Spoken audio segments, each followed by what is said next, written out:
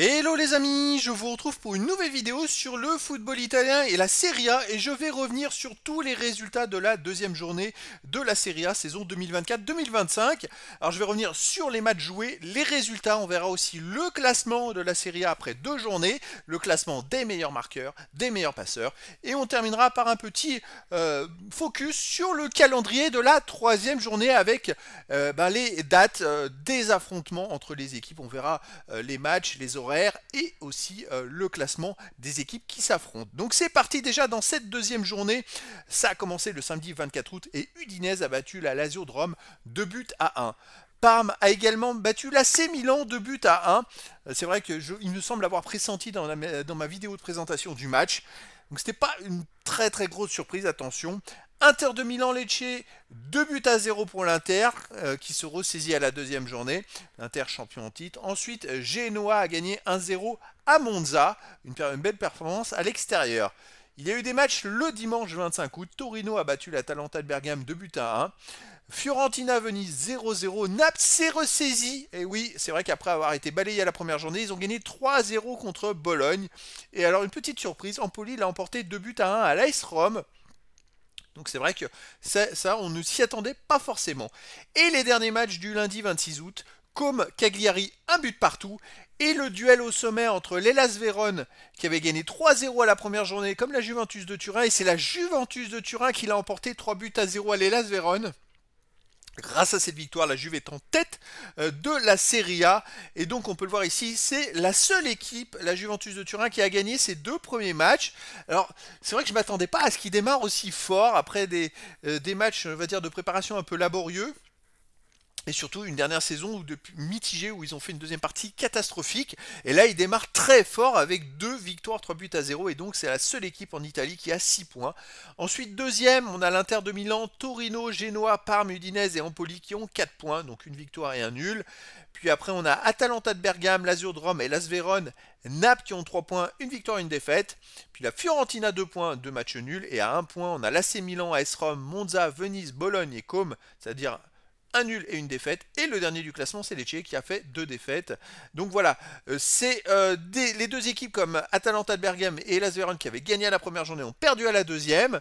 Et donc on se retrouve maintenant avec la Juventus en tête devant l'Inter de Milan, le champion en titre. Donc déjà sûrement les deux des 3 ou 4 favoris pour le titre qui sont déjà aux 2 premières places. Ça commence très fort. Au niveau des buteurs, alors pour l'Atalanta de Bergame, on a Retegui 3 buts, meilleur marqueur de Serie A. Ensuite, on a Bresciani 2 buts. Pour les Hellas Vérone, on a Mosquera 2 buts. Marcus Thuram de l'Inter de Milan 2 buts. Vlahovic de la Juve 2 buts. Et Mann de Parme 2 buts. Et puis plein de joueurs à 1 but. Pour les passeurs décisifs, pour les Hellas Vérone, on a Lazovic 2 passes. En tête avec Bangula de la Juve 2 passes. Et Yildiz de la Juve 2 passes. Et puis après, il y a plein de joueurs à une passe décisive. Bon, c'est le début du championnat, mais ça va se décanter. Déjà, je trouve qu'il y en a qui démarrent très fort. Le calendrier de la troisième journée. Alors, il y aura des matchs le vendredi 30 août avec un Venise Torino à 18h30, mais surtout à 20h45, Inter de Milan contre Atalanta Bergame.